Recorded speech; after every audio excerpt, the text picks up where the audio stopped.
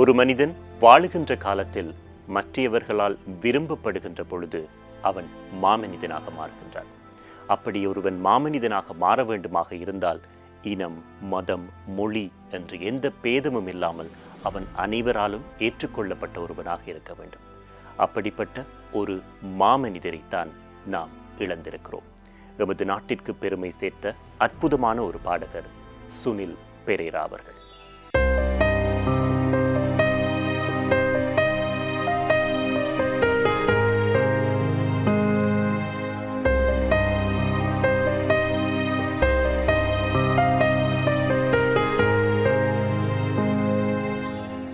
ஆயிரத்து 1952 ஆண்டு செப்டம்பர் 14 கொழும்பில் பிறந்தார் சுனில் பெரேரா. ஆரம்பத்தில் மொரட்டுவ சென்ட் செபாஸ்டியன் கல்லூரியில் கல்வி பயின்று அதன் பின்பு பம்லபிட்டி சென்ட் பீட்டர்ஸ் கல்லூரியில் தன்னுடைய கல்வியை தொடர்ந்தவர். ஓலெவல் வரையில் கல்வி பயிர்கிறார். ஓலெவலில் ஃபெயில், 2 முறை தோற்றுகிறார், 2 முறையும் ஃபெயில். மேற்படிப்பை மேற்கொள்ள முடியாத சூழ்நிலை. இந்த நேரத்தில் தன்னுடைய தந்தையினுடைய உதவியோடு இசைத்துறைக்குள் நுழைந்தவர் சுனில் பெரேரா அவர்கள்.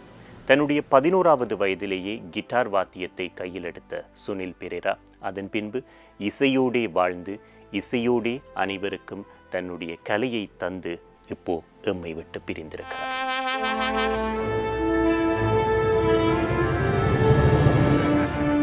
மிஸ்டர் மார்ஷ்மெலோஸ்,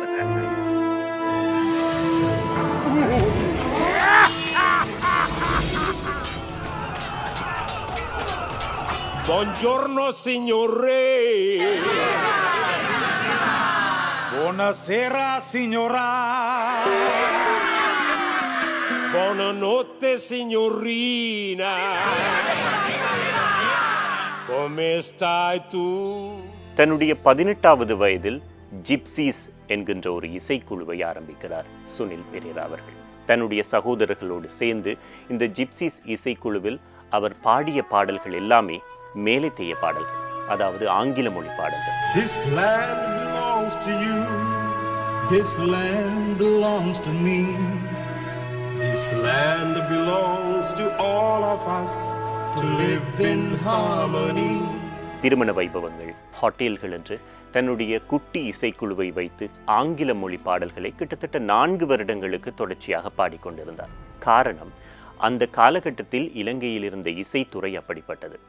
கொழும்புக்குள் இருந்த உயர்மட்ட இசை விரும்பிகளால் விரும்பப்பட்டது மேலைத்தேய பாடல்கள்.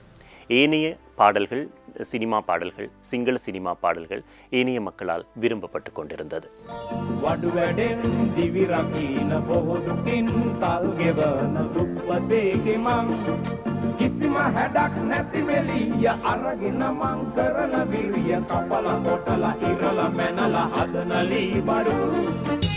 කිසි භේදේ සමගිය හා සහයෝගේ වැත්තන් අතරේ මේ ගුණදම් ඇත්තේ නගරේ අප අතරේ ඇයි සමගිය නැත්තේ ඒ ගැන හිතමින් අපි එන්නට ආවේ තාමත් රැවුදෙයි ඒ වැඩි ගීනාදේ ඕච්චායේ. அந்த காலகட்டம் அனைவராலும் விரும்பப்பட்ட மேலைத்தேய பாடல்களை விரும்பிக் கொண்டிருந்த காலகட்டம்.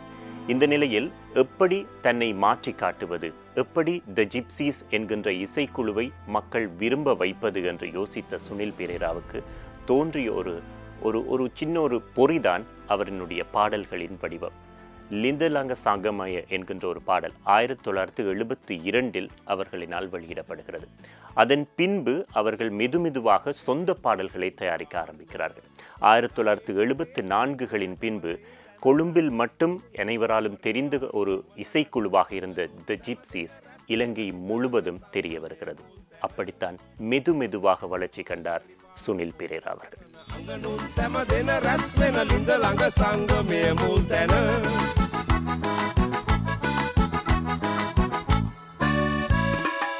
ஆயிரத்தி 1970களில் இலங்கையில் பிரபல்யமாக இருந்த அந்த இசைக்குழுக்களில் மிக முக்கியமான இசைக்குழுவாக த ஜிப்சீஸ் மாறுகிறது. த ஜிப்சீஸுக்கு இருக்கக்கூடிய தனித்துவம் என்ன என்று பார்த்தால், அந்த காலத்தில் கொஞ்சம் கொஞ்சமாக பிரபல்யமாகிக் கொண்டிருந்த பைலா பாடல்களுக்கு அதிக முக்கியத்துவம் கொடுத்தார்கள். அவர்களினுடைய பாடல்களில் காதல் ரசம் சொட்டுகின்ற காதல் பாடல்கள் எல்லாம் கிடையாது. அவர்கள் பாடியது எல்லாம் பைலா பாடல்கள், மக்களினுடைய வாழ்வியலோடு சம்பந்தப்பட்ட, மக்கள் வாழ்வியலில் சாதாரண மனிதனும் பாடக்கூடிய மாதிரியான பாடல்கள். எனவேதான் பைலா பாடல்களுக்கு முக்கியத்துவம் கொடுத்து அவருடைய இசை வடிவமே பைலா பாடல்கள் மாறிக்கொண்டிருந்தது. எனவேதான் அவருக்கு பைலா சக்கரவர்த்தி என்று கூட பெயர் வந்தது.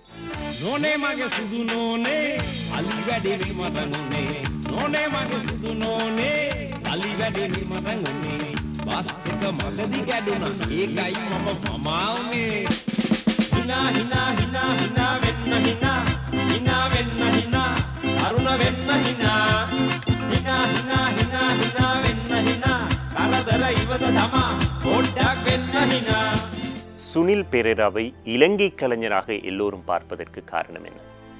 அவரிடம் இருந்த அந்த சமத்துவம். மக்களை எந்த விதத்திலும் அவர் பிரித்து பார்த்தது கிடையாது. அனைவரையுமே இலங்கையராக பார்த்தார். தமிழர், சிங்களவர், முஸ்லீம், பேகர் என்று எந்த பேதமும் கிடையாது. மொழியில் பேதம் கிடையாது. இசை மட்டும்தான் அவருக்கான மொழியாக இருந்தது. அதனால்தான் வடக்கிலிருந்து தெற்கு வரை அனைவரும் சுனில் பெரேராவை விரும்பினார்கள். அவருடைய பாடல்கள் ஹிட் ஆகியன. அந்த அடிப்படையில் தான் நோனே மகேசுது நோனே, லுனுதெஹி, அங்கிள் ஜான்சன், குருமிட்டோ, ஓயே ஒஜாயே போன்ற பாடல்கள் மிகப்பெரிய அளவில் ஹிட் ஆகியது. குறிப்பாக எமது மக்கள் மத்தியில் இந்த ஓயே ஒஜாயே பாடல் மிகப்பெரிய அளவில் ஹிட் ஆகி பட்டி தொட்டி எல்லாம் ஒலித்தது. அந்த காலத்தில் தி ஜிப்சிஸினுடைய கேசட் ஒன்று வெளிவருகிறது என்றால் அந்த கேசட்டில் 3 அல்லது 4 பாடல்கள் இருக்கும். அந்த பாடல்கள் எல்லாமே சூப்பர் டூப்பர் ஹிட் ஆகின்ற பாடல்களாக இருக்கும். அப்படி அவரினுடைய ஹிட் பாடல் கேசட்டுகளிலேயே மிகப்பெரிய அளவில் ரெக்கார்ட் பிரேக்காக விற்று தீர்ந்தது லுனுதெஹி என்கின்ற கேசட். அதில் வந்த பாடல்கள் இன்று வரை பிரபல்யமாகத்தான் இருக்கின்றன.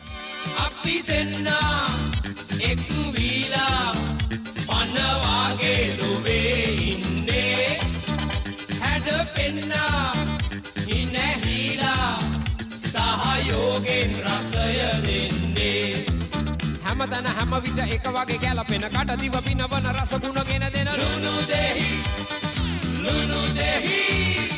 சுனில் பெரேரா அவர்களினுடைய தனித்துவங்களில் இன்னும் ஒரு விஷயம். பொதுவாக ஒரு பாடகர் பாட வந்ததன் பின்பாக அவருக்கு சினிமாவில் பாடுவதற்கு வாய்ப்பு கிடைத்தால் கட்டாயம் போய் பாடுவார்கள்.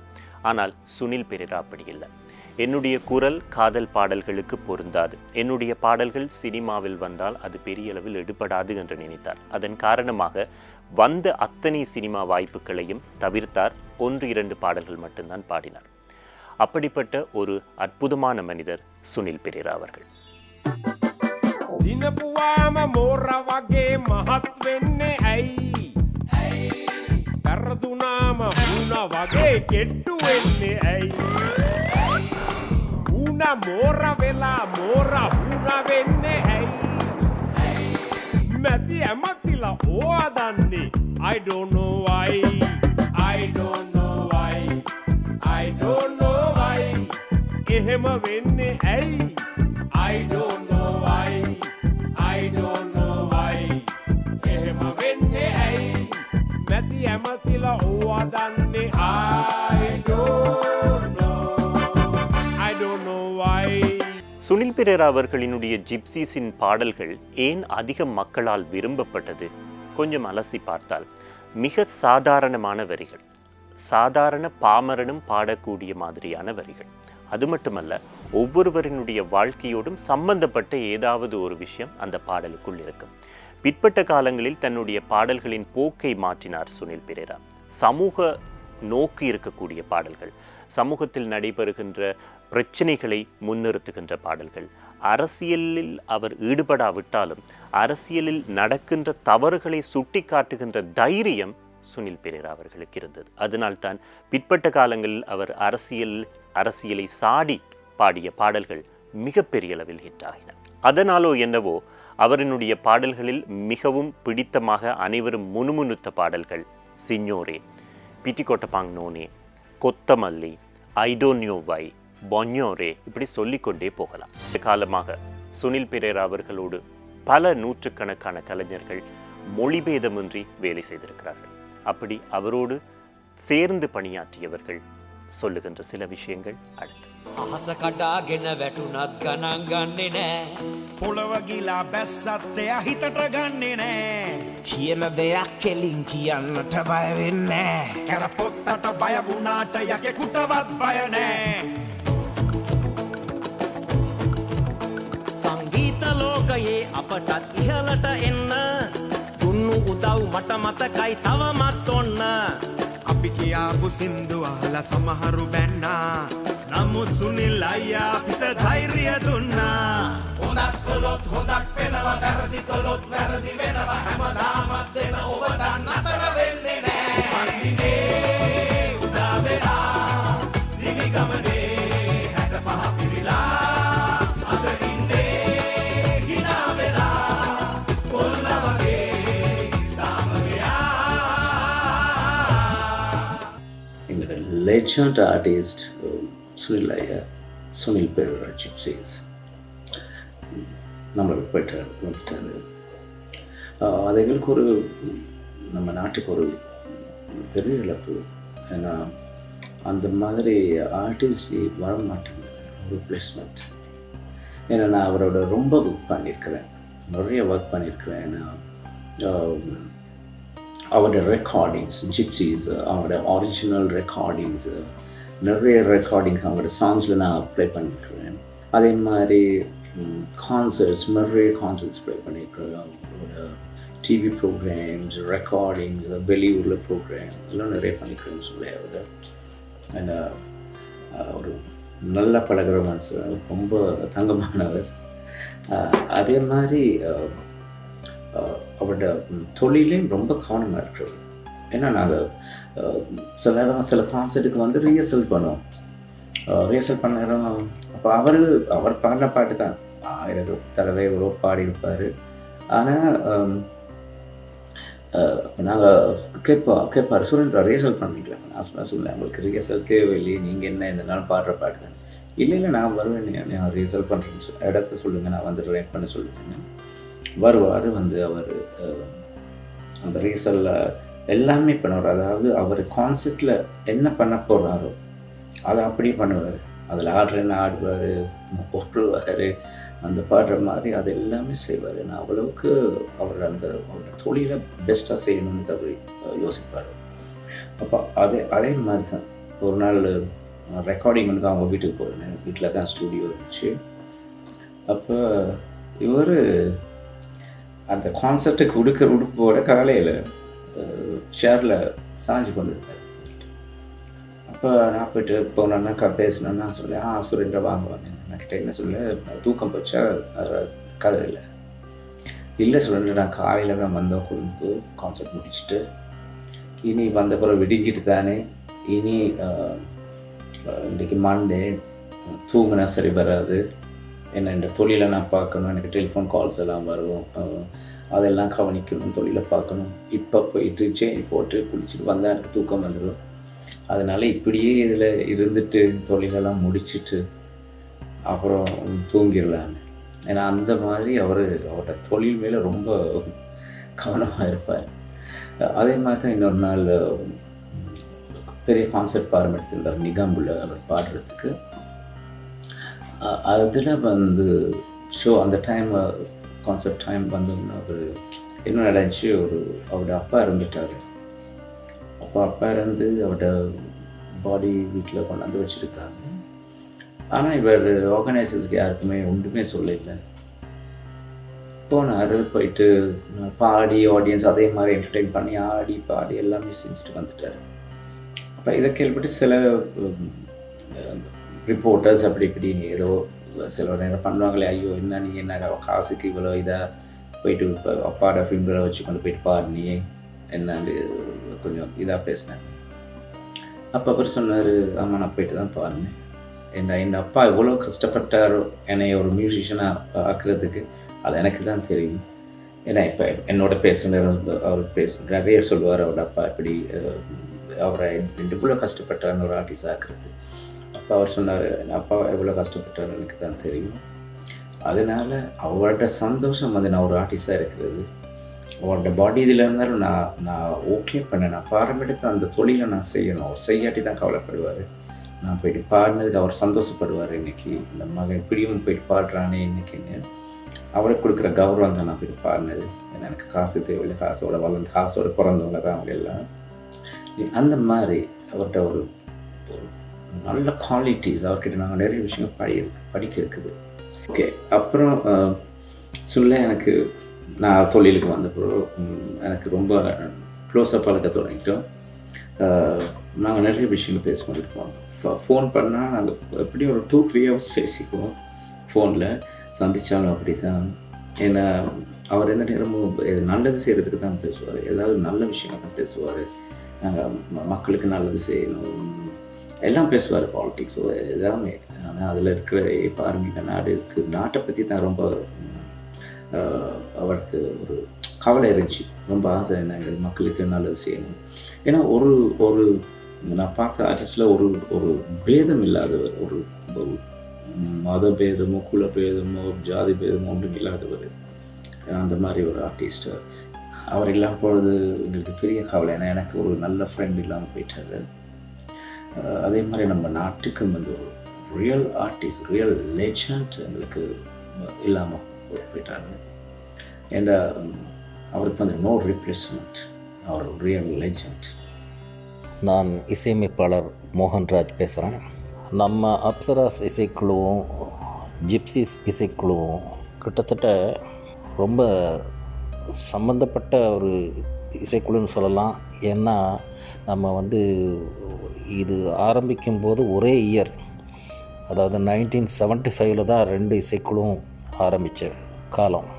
அந்த ஒற்றுமை வந்து தொடர்ந்து எங்ககிட்ட இருந்துக்கிட்டே இருந்துச்சு. ஏன்னா அவர் ஜிப்சிஸ் சகோதர மொழி பாடகர், இசையமைப்பாளர், நல்ல ஒரு கலைஞர். அவர் சுனில் பெர்ரா அவர் வந்து ஒரு பழகுற விதமே வேறு. அது அந்த ஒரு சகோதரர் மாதிரி தான் எல்லோரோடையும் பழகுவார். அது மாதிரி நாங்கள் 2 பேரும் சேர்ந்து நம்ம இசைக்குழுக்கள் தொடர்ந்து பல இசை நிகழ்ச்சிகளை நடத்தி இருக்கிறோம். அது ரசிகர்கள் மத்தியில் ரொம்ப வரவேற்பை பெற்றது. அவரை பற்றி சொல்கிறதுக்கு என்ன, அவர் ஒரு ஒரு பெரிய மாபெரும் கலைஞர், ஒரு துணிஞ்சவர். எல்லா விஷயங்கள்லேயும் இதை மக்களுக்கு கொண்டு போய் சேர்க்கணுன்னா அவர் மாதிரி வேறு யாரும் பண்ணலை. மற்றவங்கெல்லாம் பயத்தில் பண்ணாமல் இருப்பாங்க. அது எதுவாக இருக்கட்டும், ஒரு நல்ல விஷயத்த சொல்கிறதுக்கு அவர் எப்பயுமே தயங்க மாட்டார். அதை பாடல் மூலம் அவர் தொடர்ந்து மக்களுக்கு அந்த சுட்டி காட்டியிருக்காரு. அப்படி ஒரு நல்ல மனிதர் இப்போ நம்ம விட்டு பிரிஞ்சிட்டார்னு சொல்ல முடியாது, நம்மளோட தான் இருக்கார். ஏன்னா அவர் படைத்ததெல்லாம் அப்படியே இன்னும் இருக்குது. அவர் உயிர் மட்டும்தான் பிரிஞ்சிருக்கு. பட் ஒரு பெரிய பேர் இழப்பாகும். ஒரு சகோதர மொழியைச் சேர்ந்த கலைஞர்.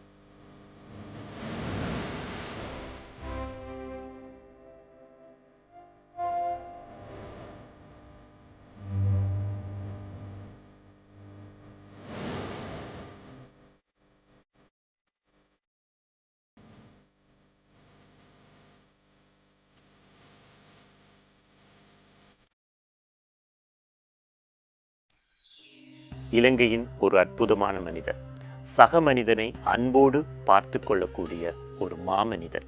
அப்படிப்பட்ட ஒரு பெருங்கலைஞரை இன்று இலங்கை இழந்திருக்கிறது. அவரினுடைய பாடல்களினூடாக அவர் என்றென்றும் எம்மோடு வாழ்வாராக இருந்தாலும் கூட அவரினுடைய இழப்பு எப்பொழுதும் ஈடு செய்ய முடியாத ஒரு இழப்பாகவே இருக்கும். அவரின் இழப்பினால் வாடும் அவரினுடைய குடும்பத்திற்கும், அவரினுடைய சகோதரர்களுக்கும், அவரினுடைய நண்பர்கள், அவரை நேசித்த அத்தனை பேருக்கும் சக்தி டிவியின் ஆழ்ந்த அனுதாபங்கள். இலங்கையில் எப்பொழுதும் சமாதானம் நிலவ வேண்டும், அனைவரும் சமத்துவத்தோடு வாழ வேண்டும், அனைவரும் அன்பை பகிர்ந்து கொள்ள வேண்டும் என்று எதிர்பார்த்தவர் சுனில் பெரேரா. அதற்காக அவர் தந்த பாடல்தான் லொவேசமா என்கின்ற பாடல். அனைவரையும் அன்போடு அரவணைக்கின்ற அந்த பாடலோடு நாம் இன்றைய நிகழ்ச்சியை நிறைவு செய்து கொள்கின்றோம். என்றென்றும் எம்மத்தியில் சுனில் பெரேரா வாழ்ந்து கொண்டே இருப்பார்.